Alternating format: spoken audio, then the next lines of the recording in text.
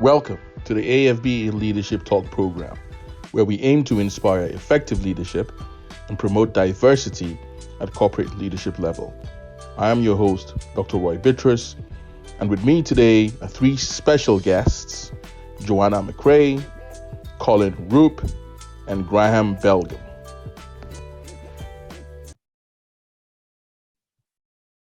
Good evening, everyone, and welcome to our AFBE Leadership Talk program. This is our April edition, and with me, I have some very special guests that I can't wait to introduce, and I can't wait to jump in to the conversations. But before then, I want to thank you all for coming today. And if this is your first time, I want to welcome you to the AFBE Leadership Talk program.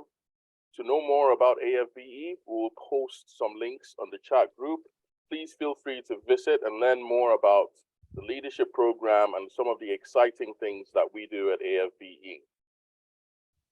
If there's any questions during the talk, please feel free to type your questions in the chat group, and I will pick it up as we go through the program. Now, to the main event.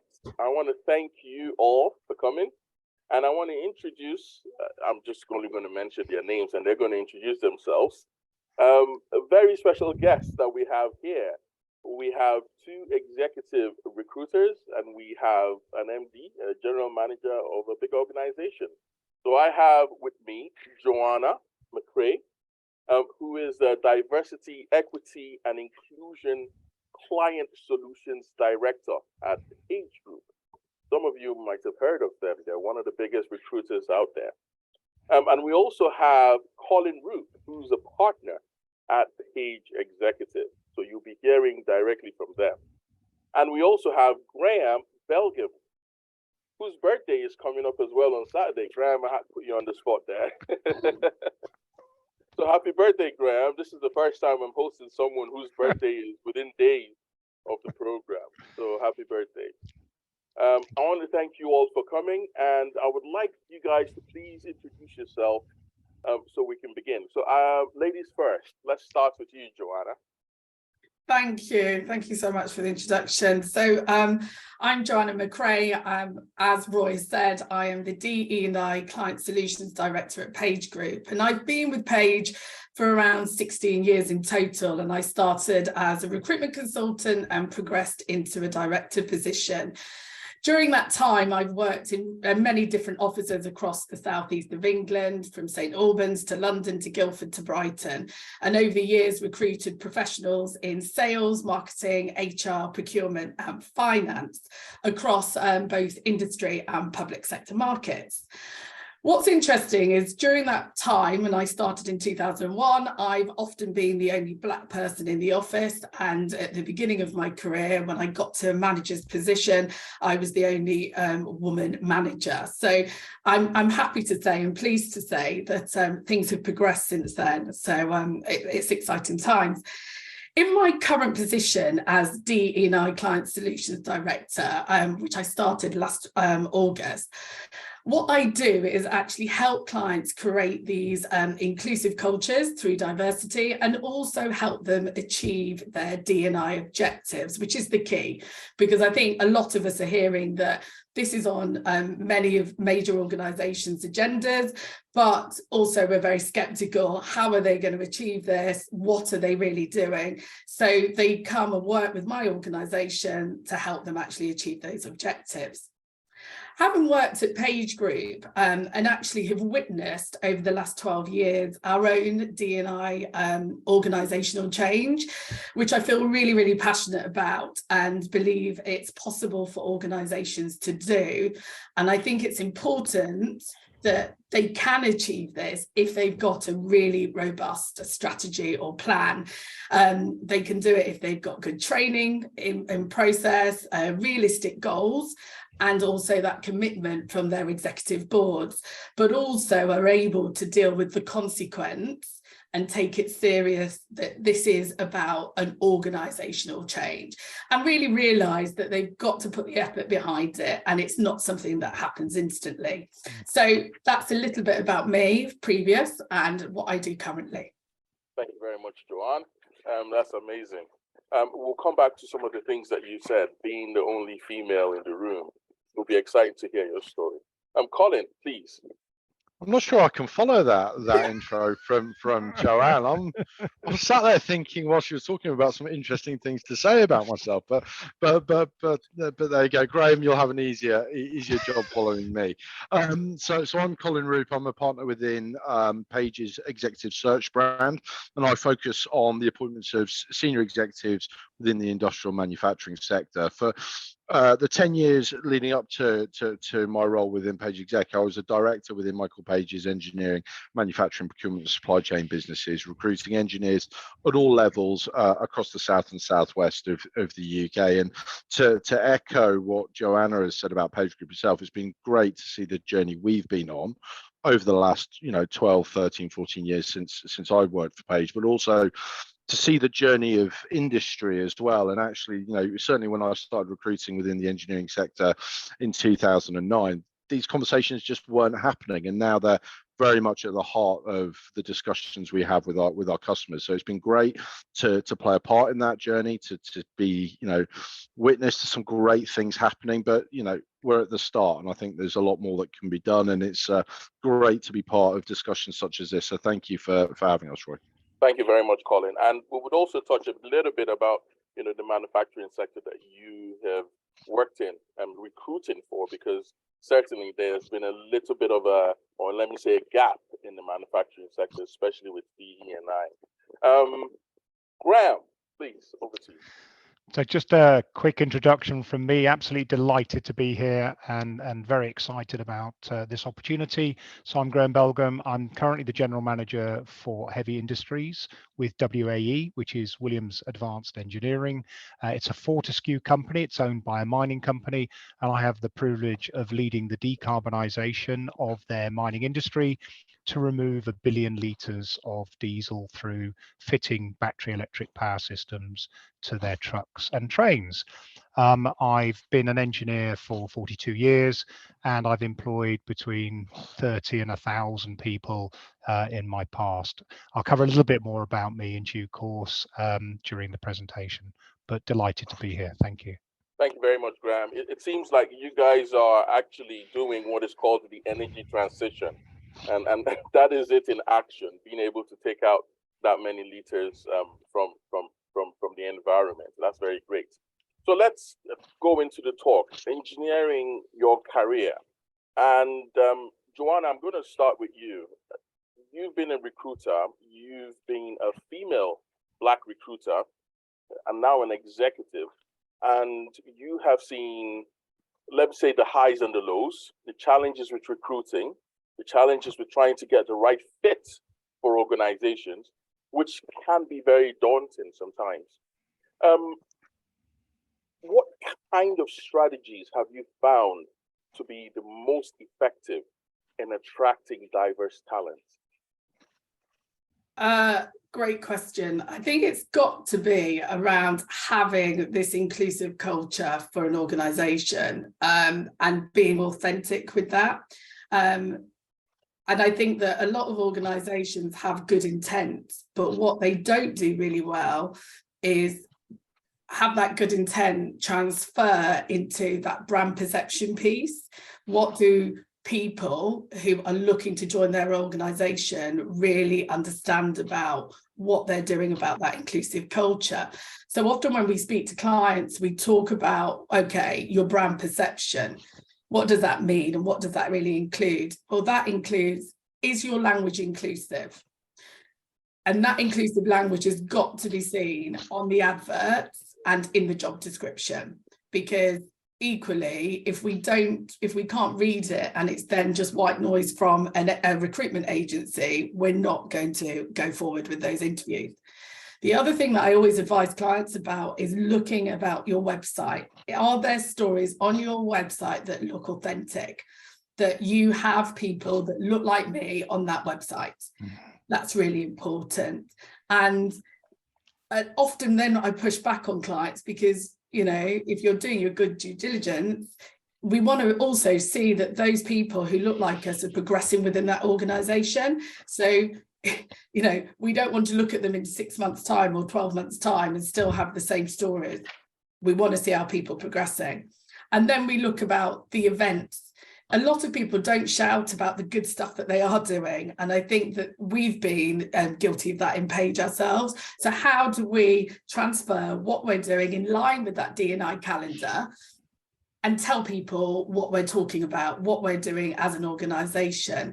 And then it goes one step further. Are you looking at changing your processes to be more inclusive? And that goes from interview process, that actual selection process.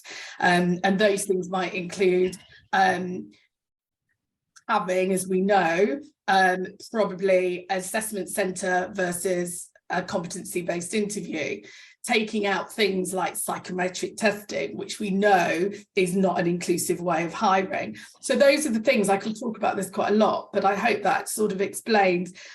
For us, it's first of all about, is that inclusive culture? And then is there that brand perception? And is it the right language that you're using throughout? And is it consistent? So I understand, having an inclusive culture comes from an institutional point of view. So that's the corporate strategy or whatever strategy or processes or procedures that they would want to adapt. You said something there, psychometric test, that is not inclusive. Tell me about that. It's because I still find that some organizations still have that. Yeah. And they tend to do it as well at very entry level and also at that senior level. And it's something that I'm having to sort of bang the drum on a lot and say to people, you need to think about this. So there's been a lot of research and there's a couple of documentaries. But if you look at psychometric testing, it's great if you are a white man. So if you're not a white man, you will not perform well in those scorings. And the evidence is around there. So if you're saying to an organization, if you as an organization want to be inclusive, then you have to take those out. Because we know that your shortlist will end up being 5 white men. Indeed. So you have to look at that. And then equally, it's with assessment centres versus competency-based interview. We're finding with assessment centres as well, certain ethnic groups are very, very quiet. So why would you put them in that situation where they're not going to be their authentic self? They're not going to be comfortable sharing and being loud and pushing themselves forward. It's unfair because certain ethnic groups have been told a long time that they should be quiet and more respectful and not so pushy, because that pushiness can be seen as aggression. So, it's getting companies to think, if they're really serious about this, what can we do to make that process fair? Indeed. I like the fact that you said some ethnic groups can be quiet. For some, it's a sign of respect. Yeah. For some, it's a sign of, lack of confidence in certain areas. Colin, can you tell me, if you're hiring diverse candidates into an organization, how can you make them feel welcomed? How can they feel included throughout the hiring process? I think it's about, for me anyway, it's about treating everybody, with equity and actually making sure their experience is engaging, it is welcoming, and also being flexible as well. We talk about the time of day, and these are really, really simple things, but really giving candidates options for when is the best time, because actually you may find somebody wants to pray at a certain time, just as an example, and go, well, that time doesn't work, and actually just really appreciating the needs of the individual and being flexible around that. Also, just things like the environment, like Joanna said, I think if a business is truly diverse, then candidates, if they're going to the office or to the factory, wherever they may be, they want to see the diversity. They want to see it celebrated within the office or the environment. It can't just be candidates met by white middle-aged men all the time, and then to talk about the importance of diversity to the business. So, we'll go and see some clients, and it will be through a religious festival, or it'll be, Pride Week, or whatever that may be, and you can just see in their offices, it's visual. They're celebrating whatever that occasion may be. So, very difficult because you can't have a one-size-fits-all approach, but understand the individuals that are attending and trying to be as representative as possible. Yeah. So what would you say are the challenges? So this is now coming from an executive point of view in recruiting. What would you say are the challenges that you've encountered in diversity and inclusion recruitment? Are they available? Do we have enough diverse candidates available for certain roles, or are we struggling? So my reference point is the engineering manufacturing sector. Yeah. So I think if you look at the sector as a whole, it is underrepresented. It's certainly at mid to senior management level. You know, if you go to say a factory environment, I think if you look at the shop floor, it's probably quite broad in terms of the representation. But as you go through the organisation, that becomes less and less. So I think it, you know, certainly we're talking about the engineering community today, and I definitely haven't experienced enough diversity, haven't seen enough diversity coming through, and that'll be for me for two reasons. One, yeah, okay, there isn't the availability of candidates, but actually I think it's more about, do diverse individuals truly believe that there's a place for them in engineering or within manufacturing? Are they really brave enough, and are they really going and putting themselves out there to get involved in what is I mean, we're going to hear from Graham. I mean, what he does is amazing. It's inspiring. It's changing the world, and it's actually making people see there's so much good that can come from working in an engineering environment. But you have to believe that you have equal opportunity to secure those jobs. You have to believe that you're good enough to secure those jobs. And I think that one of the challenges certainly we face as recruiters, and certainly earlier in my career when we were recruiting entry and mid-level engineers, was almost the pressure that a hiring manager will be under to make an appointment and to de-risk that process. We often saw, or we see, that they will sometimes revert to type in terms of some of their unconscious bias, whether that be sector, whether that be education, whether that be geographical bias, whatever that may be. And actually, there's so much hidden talent, particularly within engineering, that just doesn't get the opportunity because of unconscious bias. And I think if we can overcome that, and that's part of our role as recruiters, is to help employers overcome some of that, or even recognize some of those unconscious bias, some of that unconscious bias, and overcome that. And that could be through coaching, through direct feedback, through training, whatever that may be. Because actually, when they overcome that, there is a talent pool out there that their businesses would really benefit from. And I think we see the larger businesses do a little bit of a much better job than this than say SMEs, because again, their managers and their leadership have gone through the right levels of training, or at least some training, to recognize this. But the SME community is still too far behind, and there's a way to go there. There is definitely a way, because for me the other, sorry, I'm going on, but I think it's a really important point, is the benefits that businesses gain from sector, people with different sets of experiences. That, you know, if we're recruiting and there's say 5 key points of selection criteria that need to be met, and say, look, let's agree on the top 3, because if we're looking at a diverse talent pool, it may be smaller than, you know, a non-diverse talent pool, but it doesn't mean that we won't get the best person in the market for your job. You just have to accept that maybe not every box will be ticked. However, we hire for skill, we hire for aptitude, experience can follow. Indeed. Oh, I like that. So that means you're focusing on the individual. Even though they might not have the right experience, but they have the right training, they have the right mindset, they have, you know, your headspace is at the right place, then it means there's a potential opportunity for them, regardless of, you know, the stipulated experience 100%. that has been described in the job description. Oh, absolutely. Look, there will be core skills that need to be presented. There will be, you know, if you're a doctor, you need to be able to have the right qualifications. And certainly with engineering, a mechanical engineering degree is incredibly transferable across sector, as is an electrical engineering degree. But they may not have the sector experience that's required, or they may not have worked with the right software, whatever that may be. But if they've got the right attitude, they've got the right values, they share in your sense of purpose and the common goals that you're working towards, well, the other things can follow. People just need to be given an opportunity to shine. Indeed. Before I jump to Graham, Joanna, having heard what Colin has said with regards to opportunities being taken, or for people to step outside their comfort zone and take these opportunities and apply for jobs in the manufacturing sector. But from your point of view, what can be done to help people overcome their biases, but also to give them the confidence to go outside, step outside their comfort zone and go to some of these industries, such as the manufacturing industry, that has huge potential for growth and for progression?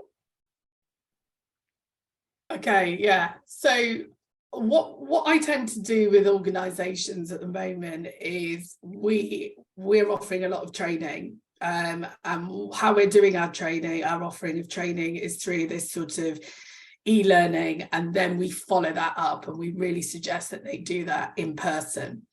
And that in-person training is where we get that light bulb moment for a lot of these hiring managers, because there's always this perception that they should know this stuff. And it is a very scary, daunting conversation, DE and I, if you're not from a diverse community. And so often they do this e-learning, and I'm guilty of this. Most people just click through very quickly and we don't really take it in. But having this in person means that then we can touch on topics like unconscious bias. What does that really mean? What does that really look like? We offer this inclusive behaviour training, so therefore it gives us this opportunity to really do exercises and things around psychological safety and what is a microaggression. And what does it mean to have privilege? Because I think a lot of people, privilege is a negative thing. Privilege is about accepting that you've got that privilege and then trying to support others. And it's just making it a little bit more tangible for our hiring managers, because as Colin said, we've seen it time and time again. HR have a good intent with a strategy, D&I try and deliver it. They go out to market, get this diversity through the door, interview process, and then everybody reverts back to type because they're scared of the unknown. So it's really giving them the confidence to have those conversations. And then it's about, how do we support the candidates? How do we prepare the candidates to go in and feel comfortable about going into an industry where they might not tick every single box for this job? So we do that by encouraging our clients to do things like candidate packs. Give a story and an idea about what the expectation is of them to go into this interview. And saying to clients, why don't we do something different? Why don't you give them the interview questions beforehand so these candidates can prepare? Because if they're not from that sector, they've got to think outside of the box of the type of examples and think about those transferable skills. So that's one thing that we'll do with them. We'll also encourage them to interview on skill rather than anything else. Because if it's about skill, then that gives an equal opportunity for everybody to be part of that interview process and score well. So we encourage them then to do a matrix, an interview matrix, which is a scoring card. So if anybody goes out now at the moment for interviews and you see people aren't taking notes but scoring you, don't be put off. It's a way to make sure that this is a really fair process, because the person with the high score will win. And I think that's fairer, rather than what university you've been at, and if you like rugby or whatever sport they might be, the hiring manager might be into. Joe, do you mind if I just quickly interrupt? I think the other thing on that is about the importance of having a diverse panel of assessors as well. And then that was my third point. Oh, sorry. That diversity of panel. And as an organisation, we've seen lots of people go to us because we're offering a consultancy service. People have gone, yeah, we really want to do this. So what we've done is we've put 4 women and 1 man on the panel. And we're trying to attract race, ethnicity. And I go, how are you going to do that with that panel? So what we've had to do is come in ourselves, me and a couple of colleagues, and sit on that panel. And why that's quite powerful, because if it's about race, then automatically you feel comfortable. But more importantly, I can add a lot to that because I'm an experienced recruiter. And equally, if we go off topic from the scoring, I can remind them, guys, remember, these are what we're meant to be looking at, nothing else. So it's been quite powerful and beneficial for candidates that we've seen. Does that help? And does Yes, that is quite good. And diverse panel, I think, is very important in this day and age because, like you said, biases can kick in, and eventually people will naturally cling on or attach to people that they understand or that they know or they look like me. But there's some, I was just going to say, there's highs and lows about that diversity panel, which we have to remind clients about. It doesn't mean to go and get just anybody of colour to sit on that panel. They've still got to be at the right level to challenge those hiring managers, because if they're very junior, they're not going to be able to challenge, are they?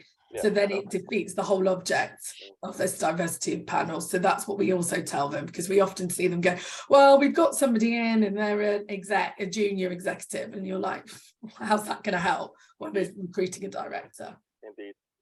So thank you very much, Colin and Joanna. Now I'm going to go to Graham, and Graham is a direct representation from the industry, and he's doing a lot of great job, and he's been involved in recruiting, and it'll be good to hear from Graham steps to take and also understand from his journey, his experience, what he thinks are the right things to do.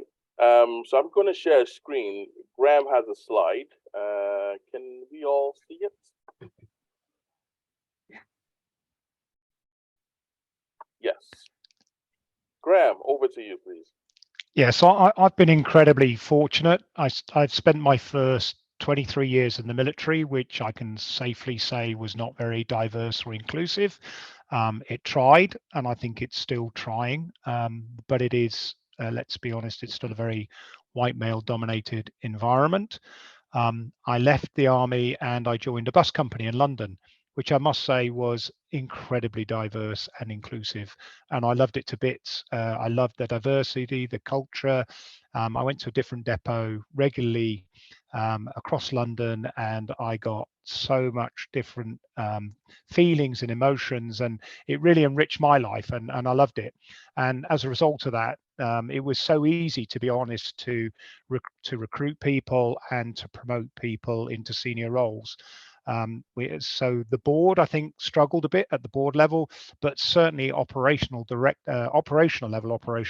managers, general managers, we had a fantastic diverse group, and both female and black and ethnic minority, which was fantastic. And I make no bones about it, I learned so much about diversity, which I hadn't experienced in the past.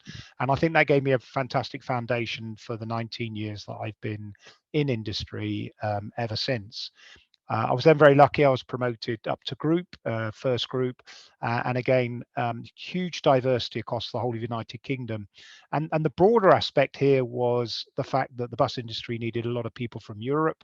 So we had a huge European influx. And that European influx wasn't just language and white Europeans, it was an incredible ethnic mix as well. So I got another dose of diversity and inclusion across that industry. I then went to work for a small local company in Poole, Condor Ferries, which had a very small number of ethnic and diverse people in it. But what was nice to see was encouragement of females.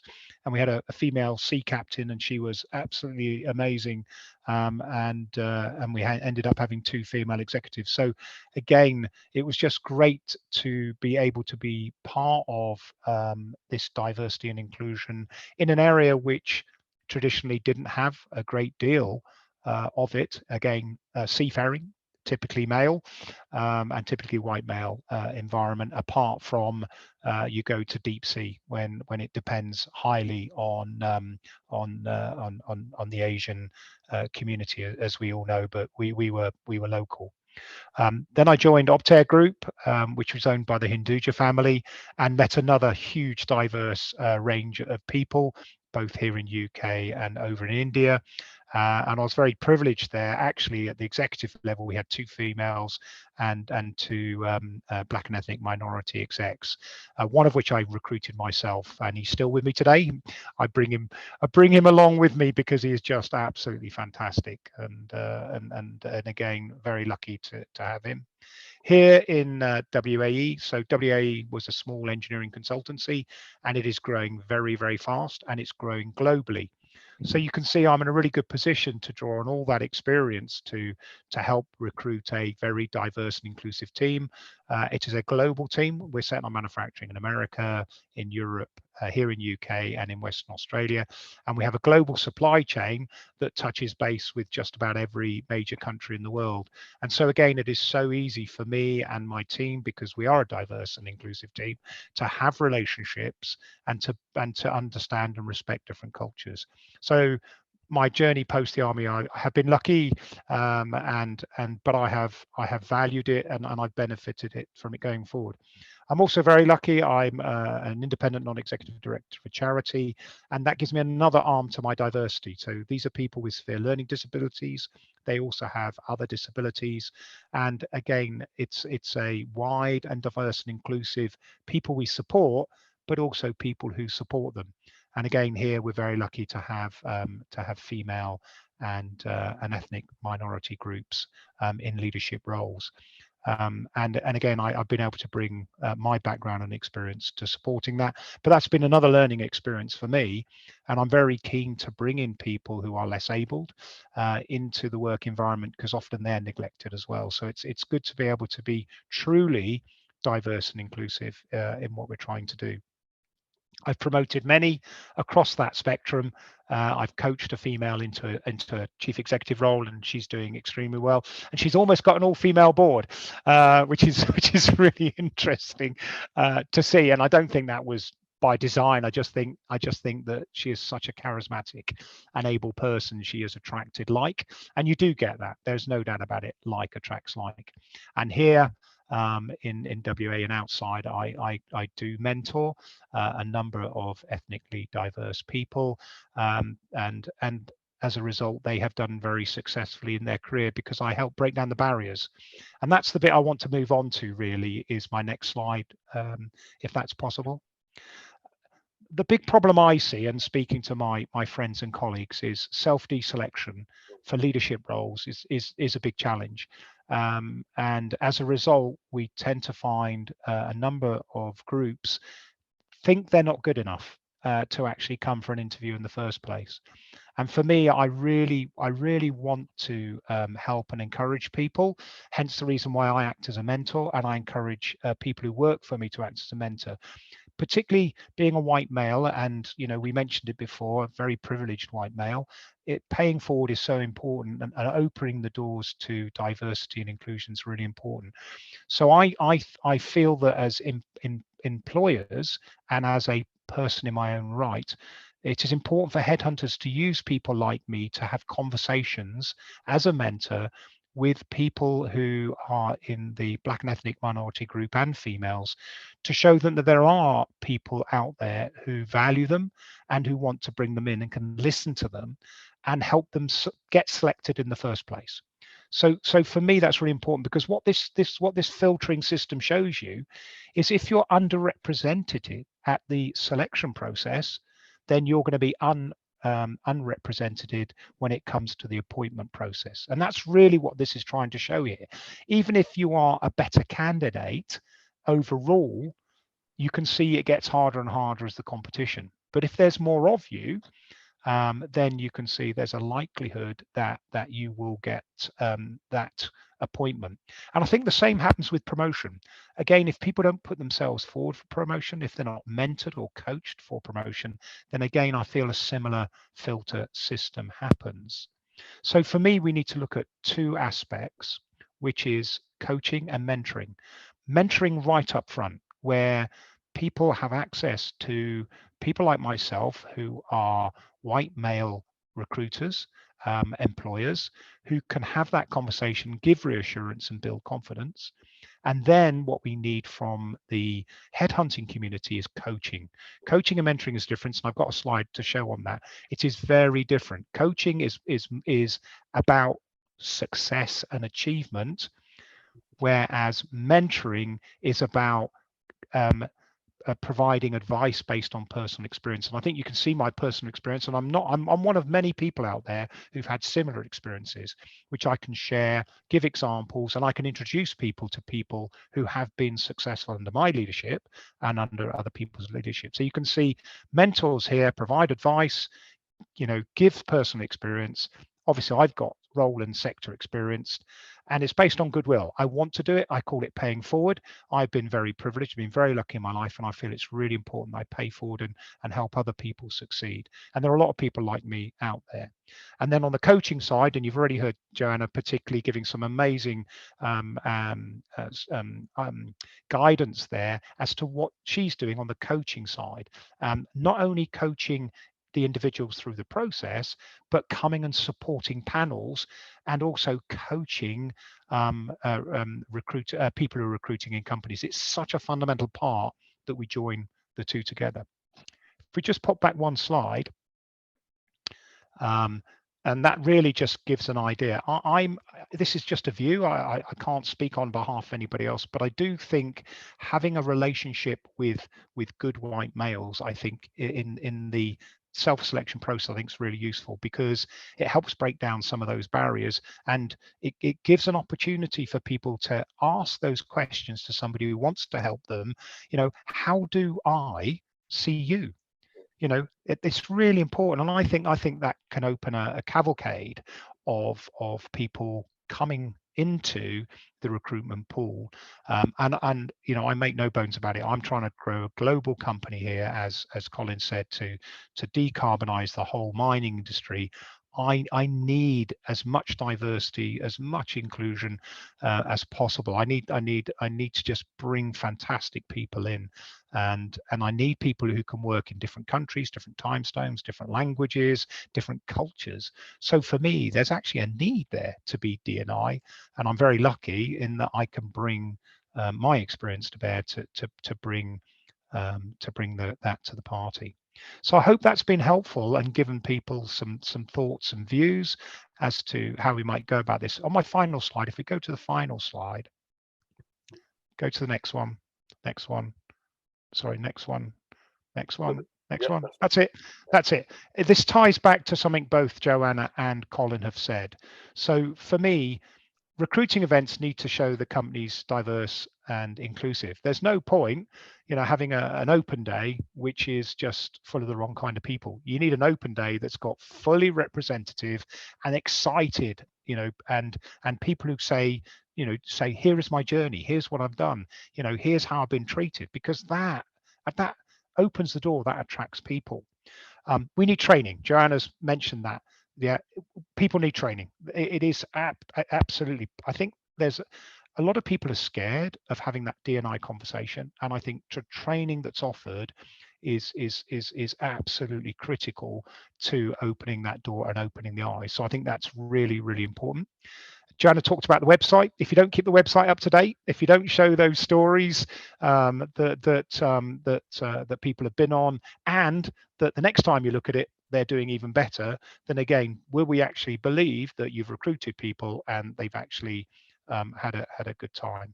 And then we've all got to shout. We're very bad. I think a lot of companies are very bad at shouting out that they are good at this, because that's the first place you go. You go to the company website and you go, do I want to work for that company?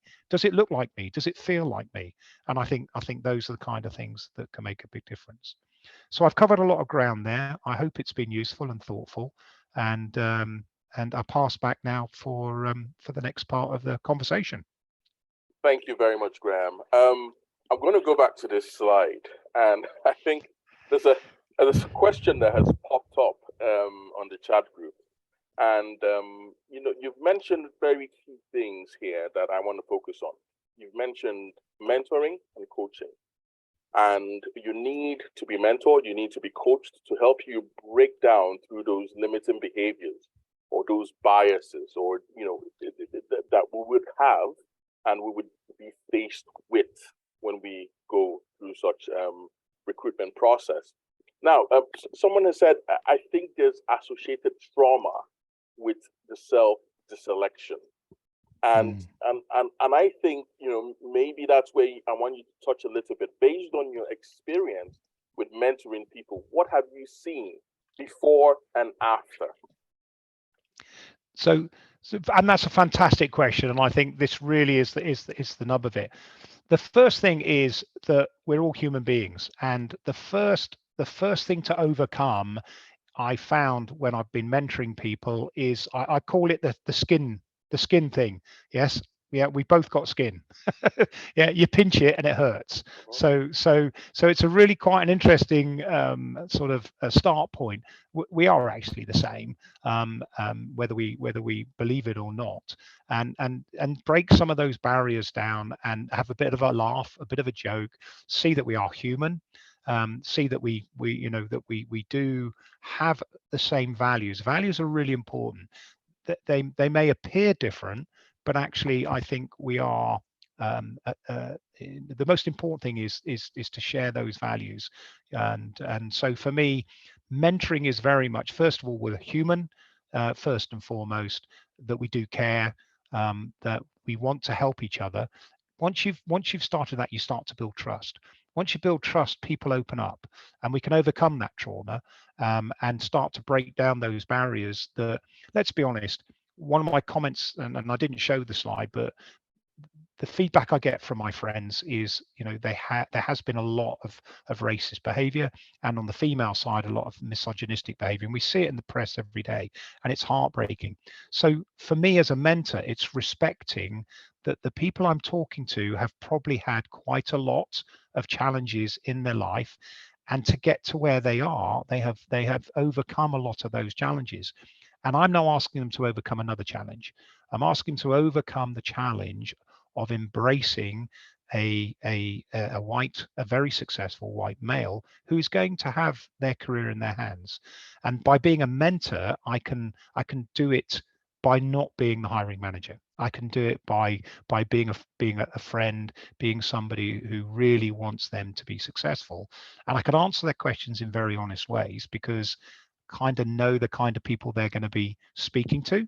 So we can actually go through what if I see this, what if this is said, and I can explain and get through some of that.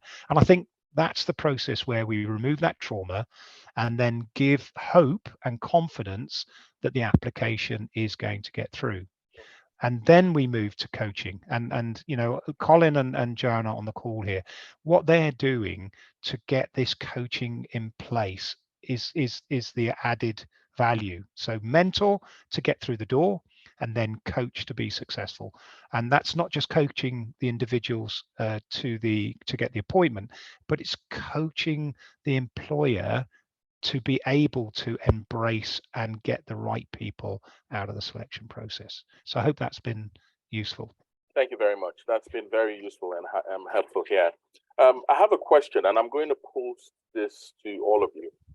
So someone in the group says, what would your advice be if the company you work for currently lacks racial diversity in leadership positions in terms of role models and mentoring focuses? So this is out to all of you. Well, one thing that we've had to do in our organisation, I think our organisation is a great one to start with, because for years we have always been white, middle-class, male, rugby playing bunch of people, really. And when I started in 2001, that was the organisation that I joined. What's been lovely to see is that transition, and because unfortunately our exec board is very of a certain type, we've had to look about how can we welcome that diversity in, that diversity of thought. So what we've brought in is a shadow board, and we've brought two types of shadow boards in. One which is for the country, so a UK based one, but then I had the opportunity to sit on our executive global shadow board. And that was great, because actually it gives that diversity of thought, and looking at some of the board problems and questions that they've been scratching their heads about, because they're all very similar from a very similar background. and just bringing a new perspective to it. So I would really encourage your organisation to develop a shadow board for that diversity of thought. The second thing, which has been very powerful for our organisation, is reverse mentoring, because we set up on our D&I journey and we thought we were doing well. If you asked all our execs, they'll go, yeah, we're really diverse. We've done this, we've done that. We've now got Women at Page, we've got Pride at Page, and all these great communities, and all sponsored. But actually, by having reverse mentoring, they finally understood what it was like, and I've done it for 2 years in a row, what it's like being a Black woman in the UK, but more importantly, a Black woman in their organisation. And when they heard that story, they were like horrified. Yeah. They hadn't understood what I'd experienced in my early careers and were ashamed. And it's also, I want to push here, it's not to make them feel bad, it's to try and make them better. So no one has to feel like that again. But also thinking about what this really means, what are the practical things now that they can do? And one of the things that they went out to market and were desperately trying to do is bring in a non-exec who was Black. And the person they wanted, unfortunately, has got some stuff going on, so they were going to hold out for that person. But it's those sorts of things that all of a sudden, it's that shining the light on and going, actually, what are we? Where's the equitable piece that we're doing for these people who are different? And so we've looked at sort of equitable training programs as well. There's no point doing nowadays one size fits all of training programs, especially for people who are managers or directors, because the areas that I might need developing are very different from somebody else. So if by having it equitable, then these are modules that I can click into, which are about me and get me to the next level. So we're doing a lot of that as well. That training has been launched this year. And I've been very vocal on that, because we've now got a board of 50-50 women and men. But okay, where's the diversity now? I want to see people Black and Asian sitting on that board. And so what are we doing about that? So we've just brought somebody in, but it's still a long way to go. And I think by having these little steps, and I think the most important thing for everyone to realize is it's infuriating, because it can be a slow process, but by having those shadow boards and those reverse mentoring programs, it helps speed up that knowledge for them and that realization. Those are things that we've done. I really like what you've said around having a shadow board. So that means if your organization lacks diversity, then you can start suggesting things to them like having a shadow board. And I think that's very key, including reverse mentoring, because that's the only way they're going to really understand the challenges that you face, the struggles that you face internally, what it takes, like you said, to be in that organization. How do you feel? Are you catered for? Are you supported? Yeah. With the right tools to help you succeed within the organization? And having that reverse mentoring helps to highlight some of these issues that are faced within the organization by people of color. That's I really like that. And so to the audience and to the individual who asked, that is, the answer for you. You can go to your organization, you can recommend a shadow board, you can recommend employee resource groups as well, because they're very good, but also training, and you can always point them in the right direction.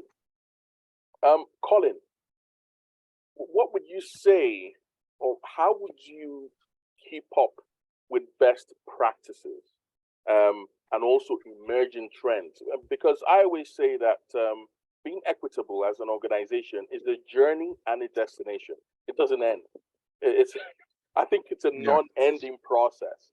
So how do you stay up to date with them, with the practices, trends, procedures, policies within the organization? I'm very fortunate in the sense I work for a FTSE 250 organization. So, in terms of my own development, as an employee of Page Group, we receive yearly training, yearly training and refresher training, and it's online, it's accessible to everyone. And if we need to go back in and revisit a topic, it's available at the fingertips. But I think where we're very fortunate as well is that we have, I guess, internal and external consultants. So we have a internally focused D&I team that looks at a number of different areas, whether that be pride at Page, women at Page, disability at Page.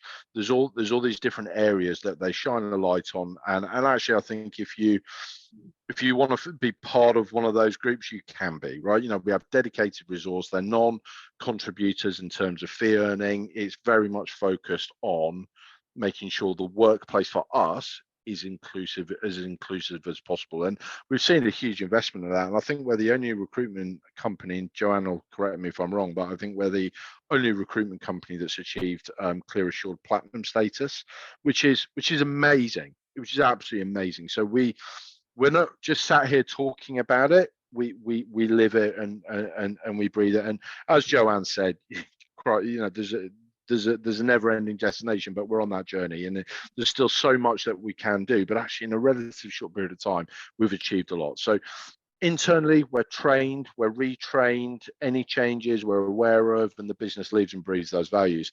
But actually, externally as well, Joanna and her team, they go and they speak to our customers. They talk about what's happening in the market, what they can do to make sure that they are better represented in industry and commerce. And I think for me, having that offering that, you know, we can introduce to our customers is really, really important, because we're fortunate, being a big organization, we have the resource that allows us to receive that training, but also hire people, you know, highly talented people that can deliver the right behaviors. But I could probably count on one hand how many mid-sized businesses that I have recruited for, that have dedicated D&I employees. I can't think of many, and I think that is so important, you know, in terms of, Graham will probably be able to answer this far better, but how many times do leadership groups go on workshops and speak to external agency? I'm not talking about just recruitment agency, I'm talking about just external bodies that really educate them on how to create that inclusive culture, that diverse culture. You know, I think it's talked about a lot, but the journey is nowhere near, the destination is nowhere near reached. And I think talking about it is one thing, doing something is another. And to go back to actually your previous question, what do I do if I work for a business that has no role models?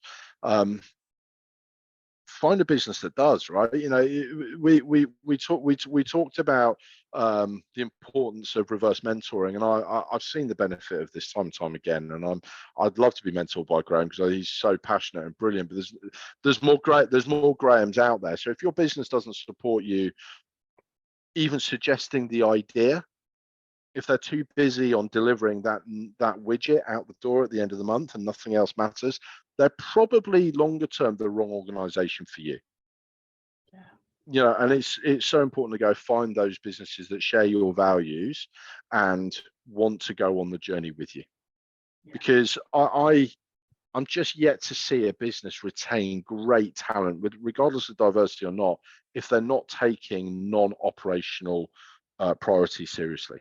Whether that be a sustainability, D&I, whatever that may be, if their entire focus is around delivering product to customer at the right price to generate profit and nothing else, they do not retain the best talent. It is an absolute fact. Thank you very much. Sorry, I'm very passionate about that. As you can tell, and it's very good. It's very good to know that there are people out there who care about these issues. Now, one of the things that you touched on was, you know, having organizations speak to external organizations, and that's what we at AFBE do. We've been consulting with quite a number of companies, especially those who have signed up as corporate members, and we're helping them to sort of evaluate their DE&I journey. Essentially, you know, we give talks internally. And we've just launched the Engineering Ethnicity Index. I don't know if you guys have ever heard about it. And so that's something that we're working on internally. And it aims to classify companies according to their current status. What have they achieved in with regards to their DE&I? Looking at the stats, the data, how have they progressed within the organization in promoting DE&I and making the place, you know, more equitable and more culturally accommodating for people. And that's something that we're currently doing. Now, just to start wrapping up, Graham, with regards to workplace culture, how do you promote a workplace culture that would not be in itself a barrier for internal mobility or progression within the organization, but also entry level for people who are just coming in? So I think the key here is to make certain that you have coverage at every level. Yeah. So I was very lucky here. I came here and I was allowed to set up my own team. So I've gone from 0 to 250 in 9 months. So I was able to bring in that broad range of diversity from day one. So in my own team, I have female and Black and ethnic minority leads in my business to start with. Yeah. Then they do the attraction and bring like-minded people in, so that allows me then to create quite a diverse organization for Square One. So I'm just in a very lucky position. I can do that as an organization. I'm also very lucky that we already have an incredibly diverse groups of 700 people in our business. I think we probably speak about 50 languages, which is just amazing. So I think when we embrace D&I, I think we have to be incredibly broad. If you really want to be a truly inclusive and diverse organization, take a look at, and if you're in a global, so we're a global player, so we have to take a global view. Yeah, you just have to make certain that you are that open, to having that diversity. If you have sufficient diversity and inclusion in the business, then it sets its own values, if you like. You can see by the way people talk, the cultures, the celebrations, the days off, all those things that people do become so natural. So for me, if you don't support a structure that enables you to have all those levels, then going back to what Joanna said, it's very difficult at the panel. So if I did a promotion panel and it's all white males, it's really difficult. But my promotion panels are incredibly diverse. Not only are they diverse in terms of color, but they're diverse in terms of languages and cultures. It means that actually that barrier that we see, that we think exists, actually just doesn't exist, because the team that are doing the recruitment are just looking for the best person. But you have to, if you don't create that environment, you aren't going to get that success. And that for me is really important. And it goes back to headhunters. I think, the coaching to help an organization to get some structure and then reinforce that structure and realize through the good news stories the benefit of that structure, I think is absolutely key. So I've said a lot there, but hopefully that's given, and you can see I'm very passionate about it, because it's not, as I said, for me, diversity inclusion, I include disabled people as well. We have a blind gentleman here, we've got people in wheelchairs. For me, that's what I mean. You walk in an organization and you were talking about it earlier, you can say, yes, this is diverse because it's obviously diverse, and that's the difference. So I'm gonna shut up there and hand back. I think, Graham, that's a good testament to your leadership style and your leadership skills, which I would agree with Colin. Having you as a mentor would be good. So don't be surprised when people start reaching out to you. It's all your fault. Yeah. I love doing it. While we're rounding up, Joanne, what one advice would you leave people who want to go into leadership positions? Just one advice would you give them? I'm a massive believer on mentoring, and the reason being because I've seen it work. I've actually set up externally for finance leads, women in the public sector, a mentoring program, and like Graham touched on, there were a lot of women who deselected and didn't think they were ready for the next level of like a CFO, but by having a good mentor who went, in a job description, you don't have to do every point, and a lot of ethnic minorities and women do the same. We think we have to tick all the boxes, but by having these mentors, the women realized that the 5 skills that they were transferable skills. They had 5 skills, they could do the job. And what was the nicest thing our first year running that program is we had 5 promotions. And it was just like into senior CFO levels, and you go, great, this is it. So I really do believe mentoring, you must be mentored. Thank you very much, Joanna. Self-belief. Thank you, Nick. Colin, from you. For me, it's about be seen and be heard. You know, let the organization that you work for actually know you want to progress. You want to be a manager, you want to be a leader, and ask them to take you on that journey. Obviously, there's a base level of competence that you'll need to meet, but actually be brave, be bold, and go for it. Thank you very much, Colin. Graham, one last word from you. Self-belief. Yeah. You know, be bold, yes, but self-belief. It's really important, you know, and that's where mentors come in, because mentors will help you realize you can do it, and I think that ties it up nicely. Thank you very much. Thank you to Colin, Joanna, Graham, very much appreciated. Now, before we end, we at AFB have our biannual event, which is the AFB Gala and Awards. And this is an opportunity for you to nominate, not just to attend, but also to nominate individuals who you think have been exceptional. For me, I already have 3 potential nominees that I'm going to nominate right in front of me here, and I'm excited to do that.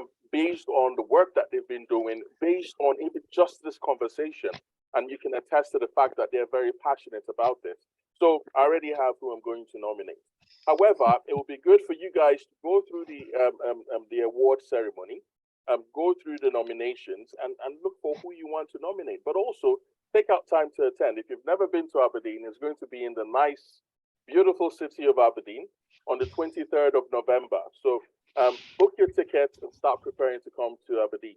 Also, we have our Transcend Leadership Training Program, which is offered by AFBE.